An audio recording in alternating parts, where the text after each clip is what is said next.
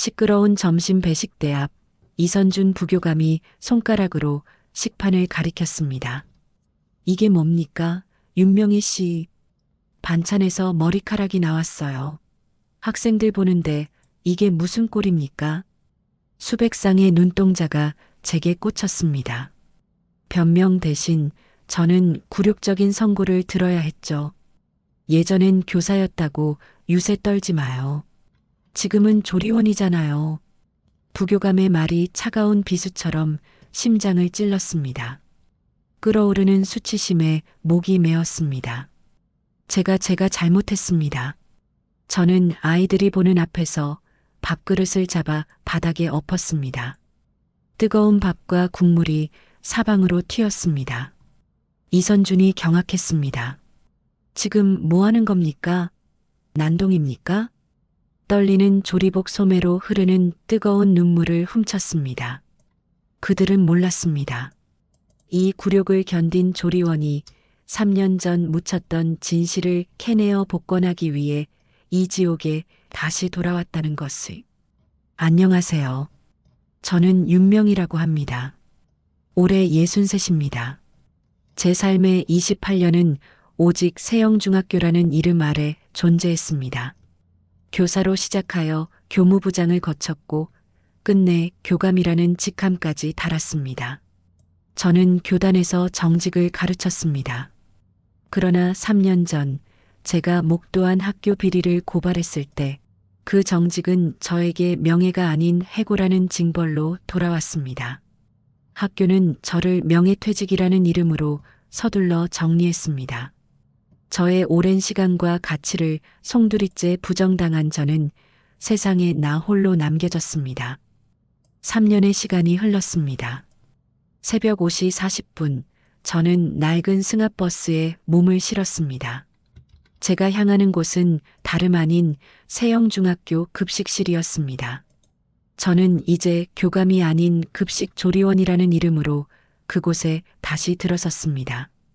무거운 스테인리스 조리복을 입고 락스 냄새가 섞인 눅진한 습기를 온몸으로 받아냈습니다.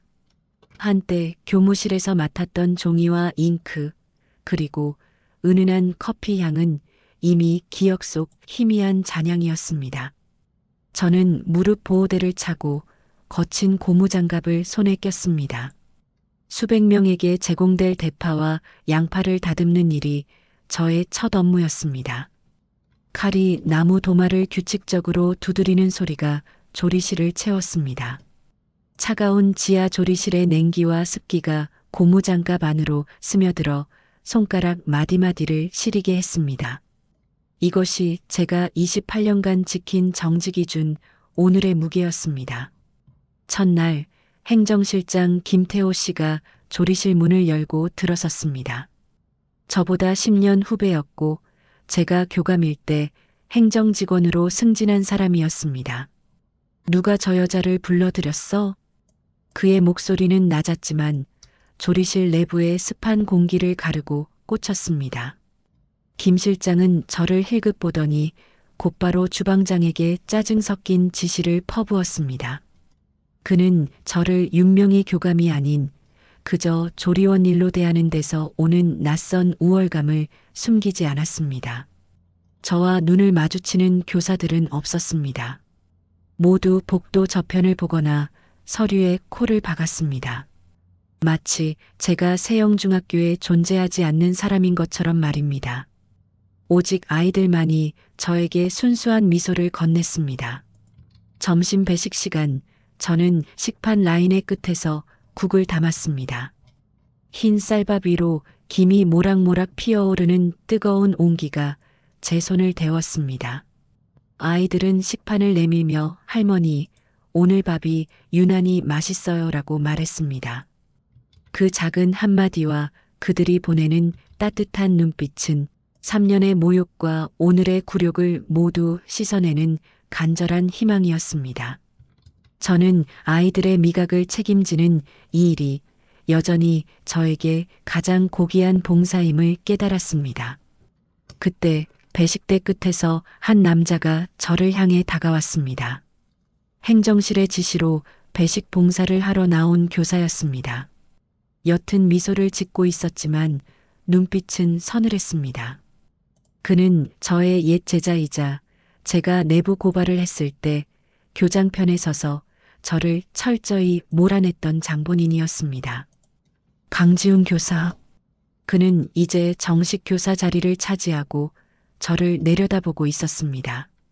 선생님이 아니라 아주머니로 오셨다면서요? 그가 나지막이 말했습니다. 그 말에는 멸시와 조롱, 그리고 교감을 짓밟았다는 우월감이 모두 담겨 있었습니다. 저는 숟가락을 쥔 손에 힘을 주었습니다. 그가 저를 아주머니로 칭하는 동안 그는 교감실 문을 활짝 열고 그 속에 숨겨진 부패를 즐기고 있었습니다. 강지훈은 제 앞에서 식판을 들고 서서 자신에게 국을 담으라고 요구했습니다. 그의 시선이 제 손의 화상 자국을 스치고 지나갔습니다. 저는 끓고 있는 국을 떴습니다. 펄펄 끓는 매운맛의 찌개였습니다. 그의 식판에 국을 담아줄 때 제 심장이 차갑게 뛰었습니다. 그의 얼굴과 마주하는 이 모든 상황이 3년 전 제가 덮었던 비리의 서류철을 다시 꺼내보라는 중요한 단서처럼 느껴졌습니다. 겉으로는 평화로운 하루가 끝났습니다. 하지만 저는 알고 있었습니다. 이 학교에 저를 다시 불러들인 것은 단순한 운명이 아님을, 오늘부터 저의 품격 없는 복수, 그러나 가장 고귀한 복권이 시작될 것임을 예감했습니다. 다음 날 아침, 저 윤명이는 여느 때와 다름없이 급식실로 향했습니다. 그러나 어제의 쪽지 하나가 평범했던 일상을 완전히 뒤흔들었습니다.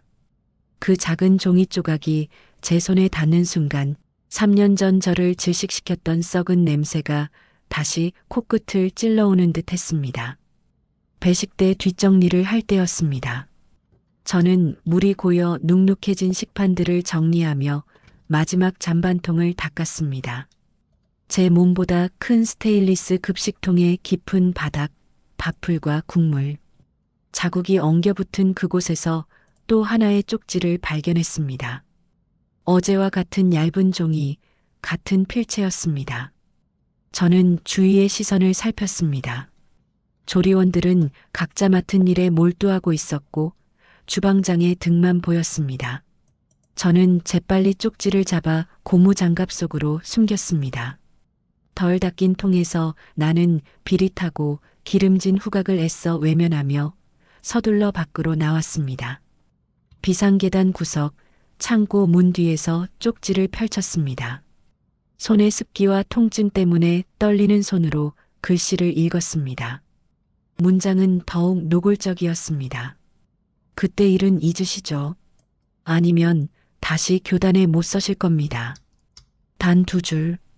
그러나 그 안에 담긴 협박과 오만은 3년 전과 조금도 다르지 않았습니다. 저는 필체를 다시 확인했습니다. 날카롭게 흘려 쓴 듯한 그 글씨체는 뇌리에 박혀 있었습니다. 이선준, 당시 교장의 아들이자 현재 세영중학교의 부교감으로 재직 중인 자의 필체였습니다. 3년 전 그는 아버지의 비리를 덮기 위해 저에게 허위 보고라는 누명을 씌웠고 결국 제가 학교를 떠나게 만든 장본인이었습니다. 제자를 잃고 징계를 받은 충격으로 몸져 누웠던 아픈 기억이 되살아났습니다. 그때의 분노가 다시 끌어올랐습니다. 제 심장이 조리실의 가마솥처럼 펄펄 끓는 촉각을 느꼈습니다. 이제는 조리원이 아니라 진실을 끓일 때야. 저는 나지막이 중얼거렸습니다. 이선준 부교감은 제가 조리원으로 돌아왔음을 알고 잊었던 과거를 다시 상기시켜 저를 굴복시키려 하고 있었습니다. 하지만 이 경고는 오히려 저에게 싸워야 할 명분을 주었습니다. 그날 오후 저는 점심 배식이 시작되기 직전 식재료 검수 서류를 살펴보는 척 급식실 구석의 창고로 향했습니다. 이곳은 조리원들의 개인 물품 보관함이 있는 곳이었습니다. 주방장이 자리를 비운 틈을 타 저는 폐기물 상자 뒤편에 숨겨진 서류들을 찾아냈습니다. 눅진한 습기에 젖어 구겨진 영수증들, 그리고 누군가 급하게 찢어버린 듯한 납품 확인서 조각이었습니다. 저는 그 서류들을 조심스럽게 모았습니다. 손에 닿는 종이의 질감이 왠지 모르게 불쾌한 기름 냄새를 풍겼습니다. 분명히 유기농으로 표기된 배추의 납품 단가가 이상하게 높았고 국내산 쌀의 원산지 표기가 모호하게 처리되어 있었습니다. 아주 작은 금액의 리베이트처럼 보였지만 이것이 수백 명 학생들의 식탁에서 매일 벌어지는 일이라면 이야기는 달랐습니다. 저는 이 작은 단서들을 들고 부교감실이 있는 2층으로 올라갔습니다. 복도에는 낯익은 교사들의 얼굴이 보였습니다. 3년 전 저에게 고개를 숙였던 이들이 이제는 당당하게 복도를 활보했습니다. 부교감실 앞 강지훈 교사가 서류를 들고 이선준 부교감과 대화를 나누고 있었습니다. 강지훈은 여전히 저를 향해 싸늘하고 옅은 미소를 지었습니다. 그는 제가 급식실로 돌아온 것을 비웃고 있었습니다. 명희 아주머니, 여기는 관계자 외 출입 금지입니다. 강지훈의 목소리는 친절했지만 내용물은 차가운 얼음과 같았습니다. 저는 서류를 숨긴 채 고개를 숙이고 급히 몸을 돌렸습니다. 급식 비리, 허위 보고, 그리고 교장의 아들. 상황은 복잡하게 꼬여 더 큰 문제로 확산되고 있었습니다. 이선주는 단순히 저를 쫓아내는 것을 넘어 현재까지도 비리를 이어가고 있으며 제가 목격자가 되는 것을 극도로 두려워하고 있었습니다. 저의 혼란과 불안은 정점에 달했습니다. 하지만 저는 명확히 직감했습니다. 이 쪽지와 찢겨진 영수증들은 단순한 경고가 아니었습니다. 이것은 작은 일이 이렇게 커질 수도 있지라는 공감을 불러일으킬 거대한 비리 시스템의 꼴이었습니다. 그리고 제가 이 시스템을 무너뜨릴 유일한 조리원이었습니다. 저는 다시 지하 조리실로 내려가는 계단을 밟았습니다. 습기와 어둠이 저를 감쌌지만 저의 얼굴은 단단하게 굳어 있었습니다. 이 학교의 정의를 위해 28년을 바쳤던 교사의 혼이 이제 조리복 속에 갇혀 새로운 전쟁을 선포하고 있었습니다. 불안한 윤명희의 얼굴이 어둠 속에서 결연하게 빛났습니다. 쪽지 발견 이후 저 윤명희는 더 이상 단순한 조리원이 아니었습니다. 저는 조리복 속에 숨겨진 감시자였습니다. 제 시선은 학생들의 식판 위에 담긴 밥의 질감과 부교감실, 주변을 오가는 서류 봉투의 움직임을 끊임없이 쫓았습니다. 며칠 후 조리실에 심상치 않은 소문이 돌기 시작했습니다. 이번 달 식자재 납품 단가가 이상해. 작년보다 양이 줄었는데 예산은 그대로야. 주방 이모들은 웅성거렸습니다. 학교 예산에서 급식비가 또다시 사라지고 있다는 낡은 레퍼토리였습니다. 3년 전 저를 학교 밖으로 내몰았던 바로 그 썩은 냄새였습니다. 저는 행동을 개시했습니다. 매일 아침 식재료 검수 서류가 잠시 보관되는 구석진 주방 창고로 향했습니다. 저는 낡은 휴대폰 카메라를 꺼내 영수증과 납품 장부를 조용히 찍어 보관했습니다. 손에 닿는 종이마다, 그리고 숫자들이 나열된 장부마다 진실을 감추려는 누군가의 교활함이 축축한 습기처럼 묻어 있었습니다. 제 작업은 치밀하고 은밀했습니다. 특히 이선준 부교감이 가장 중요하게 여기는 특수식자재 납품 기록에 집중했습니다. 저는 이선준이 아버지 교장 시절부터 구축해 놓은 리베이트, 고리를 끊어내야 한다는 양심과의 충돌 속에서 깊이 고민했습니다. 이 작은 움직임이 발각되면 저의 조리원 자리마저 위태로워질 수 있었습니다. 점심 배식이 끝난 직후 저는 납품업체 담당자와 통화하고 있는 이선준 부교감을 우연히 목격했습니다. 그는 급식실 문 밖에서 낮은 목소리로 당분간은 기록을 좀 하시죠. 조용히 가야 합니다. 라고 말했습니다. 그가 전화를 끊고 몸을 돌리는 순간 저는 그와 정면으로 마주쳤습니다. 저는 물이 담긴 무거운 급식통을 끌고 가는 중이었습니다. 이선준의 눈빛은 저를 알아보는 즉시 싸늘하게 굳어졌습니다. 그는 마치 더러운 것을 본 듯이 코를 찡그렸습니다. 윤명희 아주머니. 이선준 부교감이 제 이름을 불렀습니다. 요새 자꾸 급식실 주변을 맴도시는 것 같던데요. 예전엔 교사였다고 유세 떨지 마요. 지금은 조리원이잖아요. 그 말은 저에게 비수가 되어 꽂혔습니다. 유세라는 단어, 그리고 제가 평생의 직함을 잃고 얻은 조리원이라는 새 직업을 비하하는 그 차가운 말투의 모욕은 시니어 세대의 가슴에 맺힌 모든 억울함을 찌르는 듯 했습니다. 저는 끓어오르는 분노를 억눌렀습니다.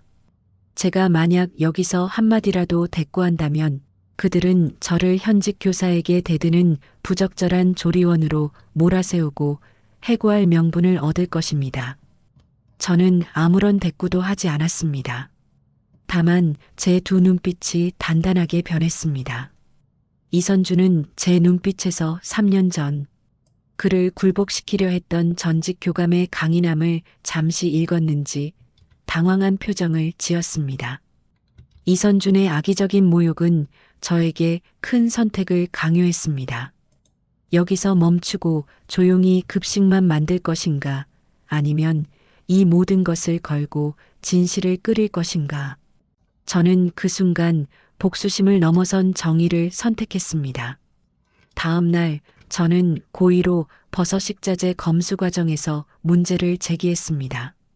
상태가 신선하지 않습니다. 규격 미달입니다.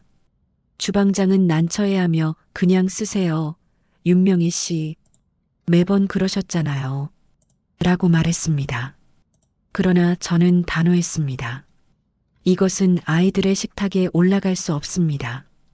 결국 저는 해당 버섯 전체를 폐기 처분하도록 조치했습니다.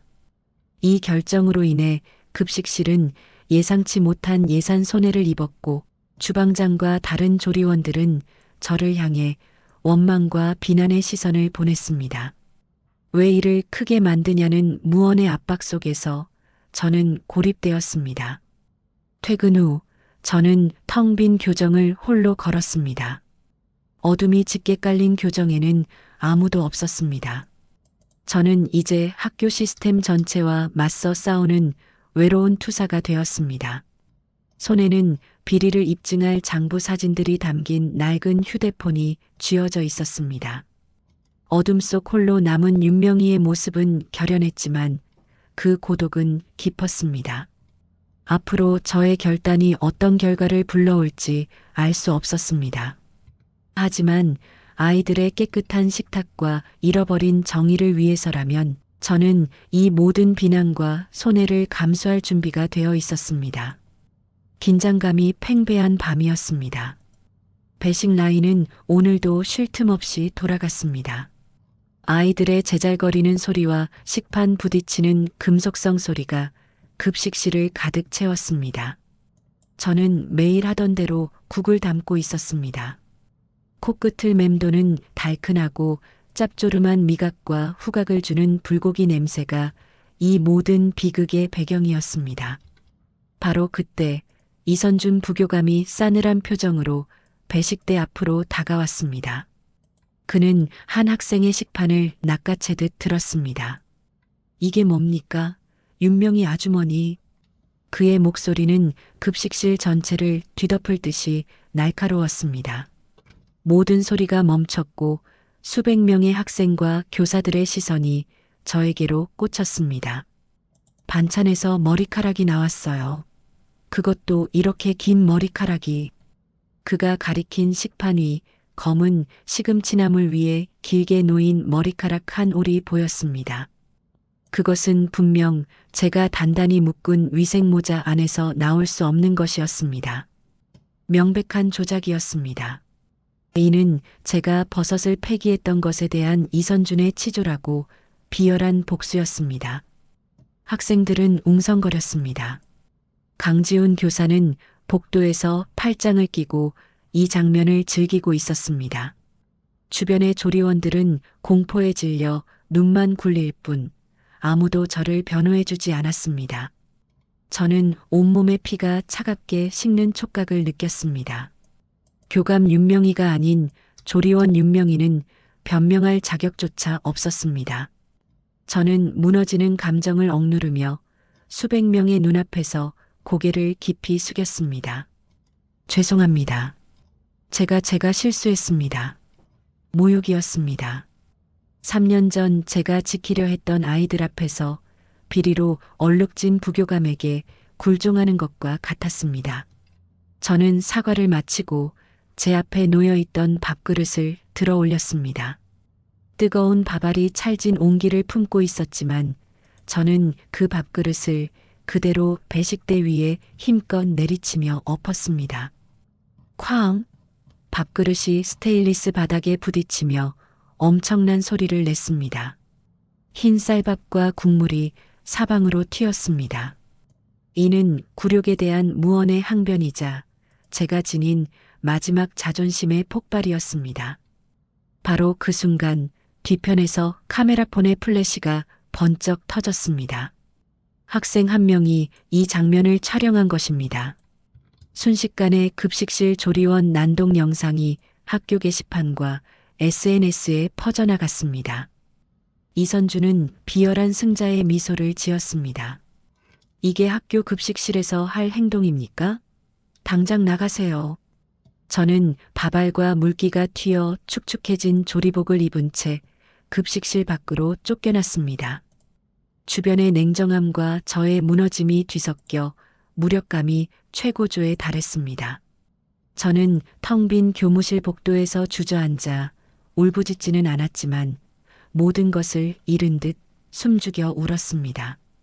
저 나이에 아이들 앞에서 당한 이 모욕은 3년 전의 해고보다 더 아팠습니다. 그날 오후 저는 행정실로부터 업무 태만 및 공공기물 손괴를 이유로 징계 통보를 받았습니다. 저는 이제 이 학교에서 공식적으로 내쳐질 절망적인 위기에 놓였습니다. 하지만 그 절망의 순간 저의 눈빛이 바뀌었습니다. 더 이상 눈물은 없었습니다. 이선준의 치졸하고 비열한 복수는 저에게 피할 수 없는 전쟁을 선포했습니다. 저는 조리원으로서 밥그릇을 엎었지만 이제 윤명이로서 진실의 밥상을 엎을 차례였습니다. 저는 즉각적으로 결심했습니다. 제 모든 것을 걸고 이 비리 세력을 무너뜨리겠다고. 바뀐 눈빛은 앞으로의 행동을 예고하는 듯 어둠 속에서 단호하게 빛나고 있었습니다. 징계 통보를 받은 날 밤 저는 텅 빈 집에서 홀로 낡은 상자를 열었습니다.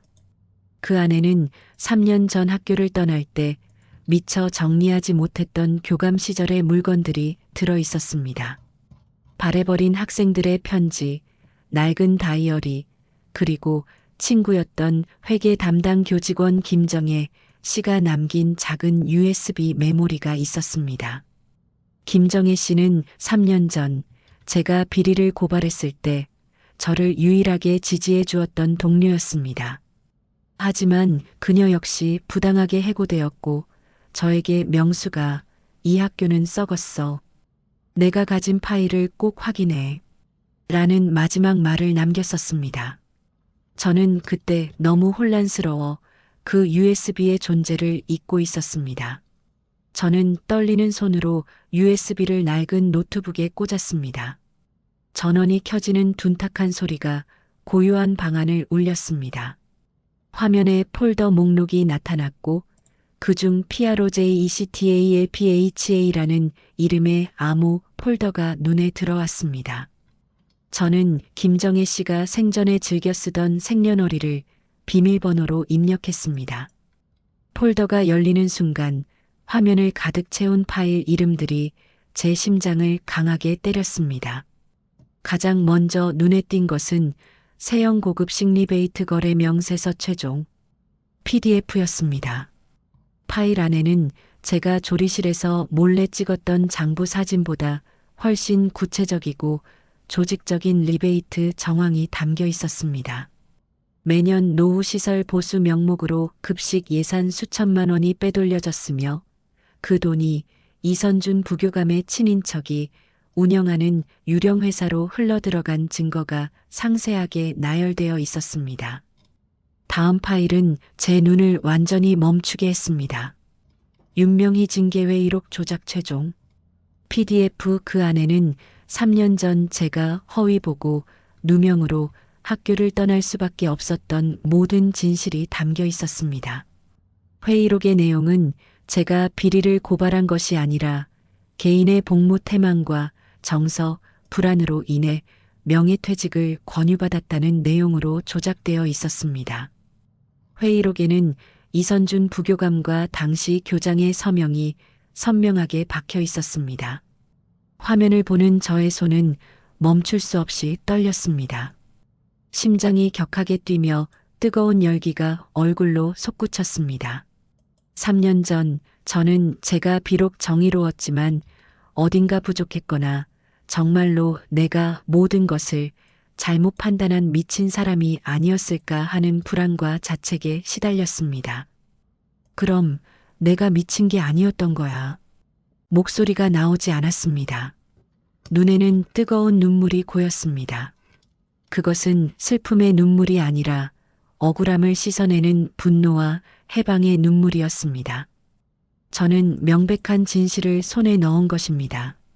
이는 단순한 복수가 아니었습니다. 저의 잃어버린 명예, 즉 윤명이라는 교사의 존재 자체를 복권시킬 수 있는 유일한 증거였습니다. 저는 노트북 화면에서 시선을 떼지 못했습니다. 리베이트 증거 파일과 조작된 징계 서류. 이 두 개의 파일이 저의 복수의 칼이자 아이들의 깨끗한 급식을 되찾아줄 정의의 열쇠였습니다. 저는 급히 USB를 분리하여 목걸이에 걸었습니다. 차가운 금속의 촉감이 목에 닿았지만 그 차가움은 오히려 저의 결심을 단단하게 만들었습니다. 징계 통보로 인해 집으로 돌아왔던 저는 이제 조리원이 아닌 투사로서 학교로 돌아갈 준비를 마쳤습니다. 다음 행동을 계획하는 저의 눈빛은 밤의 어둠 속에서도 빛나는 단호함으로 가득 차 있었습니다. 징계 통보를 받은 다음 날 저는 윤명희가 아닌 조리원 복장을 한 전직 교감으로서 학교에 들어섰습니다. 학교 당국은 제가 더 이상 급식실에 오는 것을 원치 않았지만 저는 해고, 절차가 완전히 마무리될 때까지는 제 자리를 지켜야 했습니다.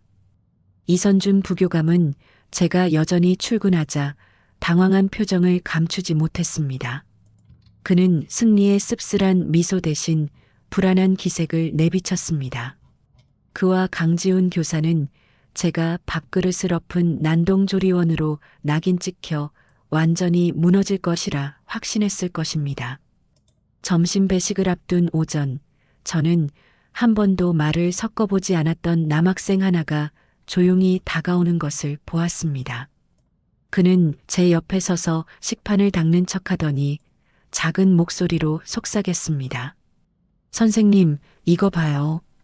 그는 주위를 살피며 휴대폰을 제게 건넸습니다. 화면은 어둡고 화질은 좋지 않았습니다.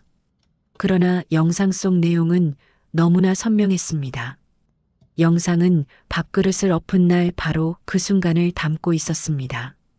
부교감 이선준이 반찬통 근처를 어슬렁거리다가 주머니 속에서 무언가를 꺼내 검은 시금치나물 위에 조심스레 올려놓는 장면이었습니다.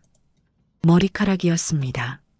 이선준의 교활하고 섬뜩한 표정이 화면 속에 그대로 박혀 있었습니다. 이것이 제가 그토록 바라던 결정적인 단서였습니다. 학생의 양심이 만들어낸 정의의 기록이었습니다. 저는 차가운 전율을 느끼며 영상을 받아들었습니다. 학생은 더 이상 아무 말도 하지 않고 황급히 자리를 떴습니다. 그 아이의 뒷모습은 제가 3년 전 지키려 했던 양심 그 자체였습니다. 저는 주도권을 잡았습니다. 징계위원회 회의가 시작되기 30분 전, 저는 곧장 교무실이 아닌 행정실로 향했습니다. 제 심장은 격하게 뛰었지만 걸음걸이는 28년 경력의 교감이었습니다. 복도에서 저를 본 강지훈 교사는 흠칫 놀라 피했습니다. 저는 곧바로 교육청 신고센터의 이메일 주소를 찾아냈습니다. 징계 통보로 인해 집으로 돌아가야 할 위기에 놓여 있었지만 바로 이 순간을 위해 저는 돌아왔습니다. 저는 노트북을 켜고 숨겨왔던 2개의 핵심 증거를 첨부했습니다. 첫 번째 첨부 파일, USB 메모리에서 발견한 세형 고급식 리베이트 거래 명세서 최종, PDF 및 윤명희 징계회의록 조작 최종, PDF. 두 번째 첨부 파일, 학생이 건넨 부교감의 만행이 담긴 급식실 난동 사건 진실 영상. 그리고 마지막으로 이메일 하단에 발신자명을 입력했습니다. 발신자명 급식조리원 윤명희 교감. 조리원이라는 현재의 굴욕적인 직책과 교감이라는 잃어버린 명예를 나란히 적었습니다. 이는 제가 겪은 모든 모욕에 대한 가장 품격 있는 반격 선언이었습니다. 몇 분 뒤 교무실 안에서 이선준 부교감의 휴대폰이 요란하게 울리는 소리가 들렸습니다. 이선준은 전화를 받는 순간 얼굴이 잿빛으로 변했습니다. 교육청 감사관의 다급한 목소리가 전화기 너머에서 새어나왔고 그는 자신의 눈앞에 펼쳐진 파국을 직감한 듯 했습니다. 이선준은 곧장 제게 달려왔습니다. 그의 얼굴은 분노와 공포 그리고 믿을 수 없다는 절망적인 표정으로 일그러져 있었습니다. 그는 제 앞에서 말을 잇지 못하고 입만 벙긋거렸습니다. 어떻게 당신이? 저는 단지 고개를 돌려 이선준 부교감의 무너지는 표정을 응시했습니다. 깊은 응시 속에는 당신이 나에게 했던 모든 모욕과 위선에 대한 대가라는 명확한 메시지가 담겨 있었습니다. 징계위원회는 완전히 무효화되었고 판세는 완전히 뒤집혔습니다. 이선준의 위선은 완전히 노출되었습니다. 하지만 저는 아직 방심하지 않았습니다. 비리 세력은 쉽게 무너지지 않습니다. 저는 그들의 반격 여지를 남겨두고 이 모든 것을 끝까지 지켜볼 준비를 했습니다. 급식 조리원 윤명희의 고귀한 복권은 이제 막 시작되었을 뿐이었습니다. 화요일 아침 세영고의 교무회의는 무거운 긴장감으로 가득했습니다. 평소처럼 잡담이 오가던 교무실 분위기는 온데간데 없었고 징계위원회 관련 서류를 들고 앉은 교직원들은 서로의 눈치를 살폈습니다. 저는 조리복 차림 그대로 회의실 문 밖 복도에 서 있었습니다. 이선준 부교감은 겉으로는 담담한 척했지만 창백한 그의 안색은 이미 파국을 예고하고 있었습니다. 정각 9시 회의가 시작되려는 순간 교무실 문이 거칠게 열렸습니다. 교육청에서 파견된 감사관 3명이 날카로운 눈빛으로 들어섰습니다. 그들의 등장에 모든 교직원이 자리에서 얼어붙었습니다. 안녕하십니까? 긴급 감사를 위해 방문했습니다. 감사관은 교장을 향해 단호하게 말했습니다. 이선준 부교감은 자리에서 벌떡 일어났습니다. 무슨 일입니까? 이건 부당한 월권입니다. 그때 감사관이 USB 메모리와 출력된 조작 서류를 내밀었습니다. 학교 급식 리베이트 정황 및 내부 고발자, 허위 징계 조작건에 대해 조사할 것입니다. 이선준 부교감, 귀하는 부패 및 공금 횡령, 증거 조작 혐의로 현재 연행 대상입니다. 이선준의 얼굴은 붉어졌다가 이내 잿더미처럼 하얗게 질렸습니다. 그는 격렬하게 저항하려 했지만 이내 감사관들에게 제압되었습니다. 그는 연행되는 순간 문 밖에 서 있는 저를 발견하고 이를 악물었습니다. 그것이 제가 그에게서 받은 마지막 모욕의 시선이었습니다. 교장은 당황하여 땀을 흘리며 자리에서 일어났습니다. 그는 겉옷을 정리하며 교직원들을 향해 변명했습니다. 이것은 단순한 오해입니다. 개인의 일탈이지 학교 전체의 문제는 아니라고. 저는 조용히 문을 열고 교무실 안으로 걸어 들어갔습니다. 바닥에 딱딱한 타일을 밟는 저의 걸음소리는 3년 전 비리를 고발하기 위해 걸었던 교감 시절의 발걸음과 똑같은 무게를 지니고 있었습니다. 저는 교장을 응시하며 차분하고 단호하게 말했습니다. 오해는 눈을 가리고 진실은 냄비 바닥처럼 타올라요. 제가 조리원에서 맡았던 강렬한 탄내와 소독약 냄새가 이 모든 위선을 덮어버린다는 듯 교장은 아무 말도 하지 못하고 고개를 숙였습니다. 제가 건넨 말은 교직원들의 양심을 찌르는 뜨거운 바늘과 같았습니다. 모든 상황이 정리되었습니다. 이선주는 연행되었고 교장은 감사의 책임을 지고 곧 사임할 운명이었습니다. 저는 회의실을 천천히 걸어 나왔습니다. 바로 그때 교무회의에 참석했던 강지훈 교사를 포함한 모든 교직원이 일제히 자리에서 일어섰습니다. 그들은 3년 전 저를 외면했던 냉정한 사람들이었지만 이제는 진실 앞에 고개를 숙였습니다. 한 여교사가 떨리는 목소리로 말했습니다. 윤 교감님 아니, 윤 선생님. 그간 고생 많으셨습니다. 그들의 인사 속에는 안도와 해방감, 그리고 저의 희생에 대한 진정한 존경이 담겨 있었습니다. 잃었던 명예가 마침내 회복되는 순간이었습니다. 저는 그들의 인사를 묵묵히 받았습니다. 저의 최종 선택은 단절이었습니다. 그들의 사과를 받아들이는 대신 저는 교무실을 떠나 급식실로 향했습니다. 저는 복직을 선택하는 대신 잠시 미루었던 징계 절차의 최종 서류에 급식조리원직을 내려놓습니다라고 서명했습니다. 저는 급식실의 낡은 조리복을 벗었습니다. 제 손은 거칠어졌지만 마음만은 그 어느 때보다 깨끗하고 자유로웠습니다. 비록 저는 교단으로 돌아가지 않았지만 아이들은 이제 안전한 급식을 먹을 수 있게 되었습니다. 저는 조리실 밖을 나와 햇살이 쏟아지는 교정을 바라보았습니다. 따뜻한 햇살의 촉감이 얼굴에 닿았습니다. 저는 미소를 지었습니다. 급식조리원 윤명희의 고귀한 복권은 완성되었습니다. 저는 제가 얻은 정의를 발판 삼아 앞으로 남은 여생을 다른 방식으로 세상의 불의와 맞설 새로운 삶을 준비했습니다. 학교를 떠난 윤명희에게 새로운 봄이 찾아왔습니다.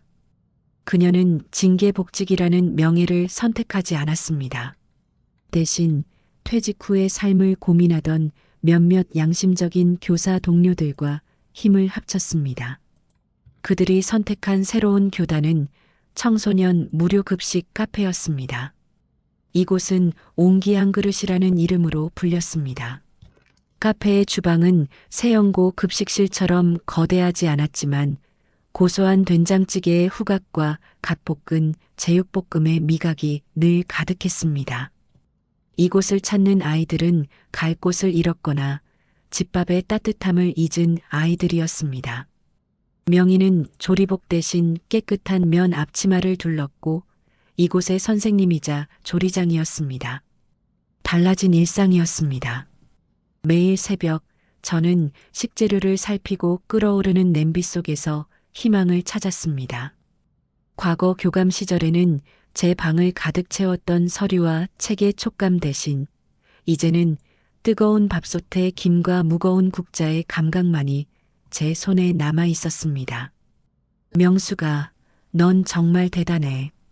그 비싼 복직을 마다하고 이 일을 택했으니. 동료 교사였던 박 선생님이 저에게 감탄하듯 말했습니다. 저는 웃으며 대답했습니다. 복직은 저의 개인적인 복권이었을 뿐 아이들의 삶을 직접 만질 수 있는 이곳의 존엄함은 돈으로 살 수 없는 것이었으니까요. 하지만 때로는 지난 시간이 불쑥 떠오르기도 했습니다. 가스불 위에서 찌개가 넘쳐 흐르는 소리를 들을 때 3년 전 제가 겪었던 분노와 모욕이 넘실거리는 듯 했습니다. 억울함에 울컥 눈물이 고일 때도 있었지만 저는 곧 깊은 숨을 내쉬고 타오르는 불꽃을 응시했습니다. 그 불꽃은 이제 정의의 심판이 아닌 따뜻한 밥을 짓는 에너지였습니다. 카페 한쪽 벽은 아이들의 메시지로 가득했습니다. 작고 소중한 쪽지들이 벽을 수놓았습니다. 그중 제가 가장 아끼는 쪽지 하나를 발견했습니다. 선생님, 그때 먹었던 밥은 아직도 기억나요. 그 글씨는 세영고에서 저에게 머리카락 영상을 건네주었던 그 학생의 필체였습니다. 그 짧은 문장은 제가 3년 동안 겪었던 모든 고통을 한순간에 치유해 주었습니다. 아이들이 기억하는 것은 교감의 권위나 복직의 명예가 아니었습니다. 바로 따뜻한 밥 한 그릇 속에 담긴 정성이었습니다. 카메라는 조용히 저의 손을 비춥니다. 거칠지만 따뜻한 저의 손은 쌀을 씻고 채소를 다듬고 국물을 휘젓던 세월의 증표였습니다. 저는 확신했습니다. 진짜 교육은 말이 아니라 밥처럼 매일 내어주는 거야. 그것이 바로 제가 세상의 위선과 부패에 맞서 싸우면서 얻어낸 가장 값진 인생의 교훈이었습니다. 이제 저는 매일 식탁에 앉아 아이들과 함께 나누는 미각을 통해 교육의 본질을 실현합니다. 오늘도 저는 구수한 밥 냄새가 가득한 카페에서 아이들의 웃음소리를 듣습니다. 새로운 삶 속에서 저는 가장 고귀한 해방감과 안도를 느낍니다. 낡은 상처는 치유되었고 제 삶은 다시 정의의 길을 걷고 있습니다. 아이들의 해맑은 미소가 가득한 식탁에서 윤명희의 새로운 이야기는 영원히 계속될 것입니다. 윤명희 선생님은 교감이라는 모든 것을 잃을 뻔한 위기 속에서 교단 복직이라는 명예보다 소중한 것, 바로 아이들의 존엄과 진짜 교육의 가치를 되찾았습니다. 그녀를 모욕했던 부교감과 교장은 법의 심판을 받았으나 교육계의 뿌리 깊은 비리의 고리는 아직 완전히 끊어지지 않았습니다. 그리고 명예 선생님의 따뜻한 온기 한 그릇 카페 앞날은 아직 예측할 수 없습니다. 과연 그녀의 새로운 삶은 평안할 수 있을까요? 여러분이라면 자신의 모든 것을 증명할 수 있는 명예 대신 모든 것을 내려놓고 따뜻한 밥을 짓는 조리원의 길을 선택하시겠습니까? 댓글로 여러분의 생각을 나눠주세요.